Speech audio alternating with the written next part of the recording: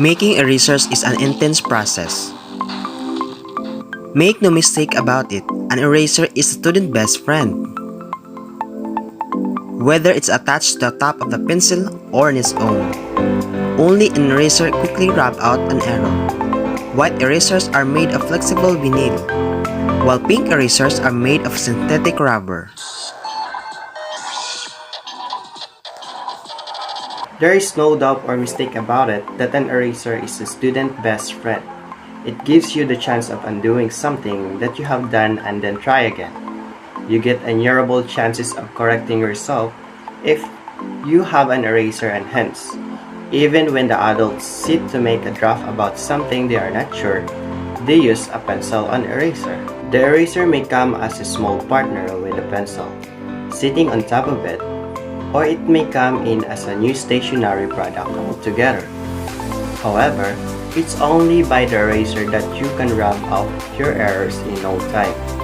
Erasers are not just for pencils, but for pens as well. How eraser is made? Do you know where the erasers or rubber seed was found? Well, let's take a short trip around it with the history of eraser. Back in 1736, French scientist and explorer Charles de la Condamine saw the Native American Indians using a substance formed the tree that was reason to make bouncing balls. He took it along with him back to Europe, and soon it was found that these materials could rub out the graphite marks from paper. Before this, bread were the only substance that was able to do this, but not with this accuracy. In 1736, a French explorer observed South American native Indians using a certain tree resin to make bouncing balls. He brought this resin back home, and before long, Europeans discovered it could rub out lead pencil marks, hence the term rubber. There was just one problem. After a while, rubber would rot. That dilemma was solved a century later by Charles Goodyear, who developed a curing process to prevent rubber from rotting. Here are the raw materials. The process starts with putting a batch of rubber into the mill, where it's passed and rotated with large rollers that are heated. In this process, they also throw any defective erasers from previous batches. Then, sulfur is added to this mixture that acts as a curing agent. Next, accelerators are added to help fasten the curing process and color it. This mixture is blended for 10 minutes till it gets the consistency of thick dough. Then vulcanized vegetable oil, regular vegetable oil, and calcium carbonate filters are added to this mixture as well. As the color and thickness becomes most dry, the workers remove the rubber from the mill.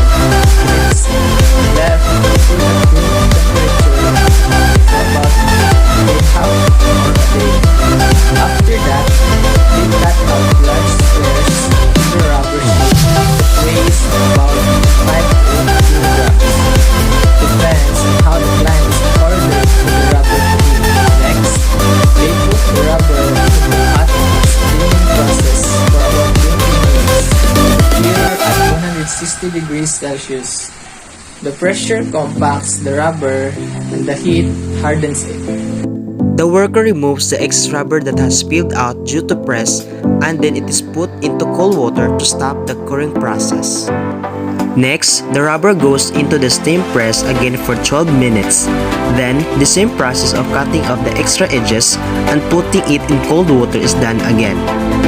The erasers drop into the big barrel where a worker puts some talc to prevent them from sticking to each other. The barrel is then set to rotate for about 3 to 5 hours. After this process is done, the sharp edges of the rubber are softened due to the continuous rotation. After this, the rubbers are sent for printing the name of the company that has ordered it.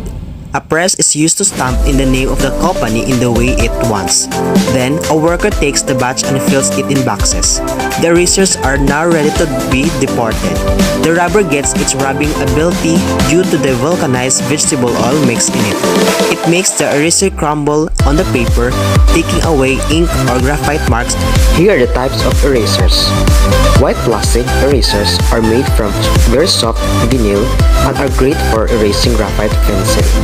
Kneaded erasers are made from rubber and can be molded into any shape. They don't leave sharps behind and are good for erasing. Eraser sticks are made of vinyl and a handy tool for erasing tiny areas of any medium. As inexpensive hunks of rubber, gum erasers are useful for erasing very large areas. They leave many scraps behind, so only used with graphite pencil. Pink erasers are stiff and abrasive, not very suitable for artwork. Cap erasers are stiff, abrasive, don't use them on your finest drawing. Pencil erasers are stiff and abrasive. Choose a better eraser when drawing your masterpiece. This was how erasers is made. We hope you like reading about it and all information that we gave you. Simple eraser goes through such a process of curing. Let's get inspired, strive hard, be perfect.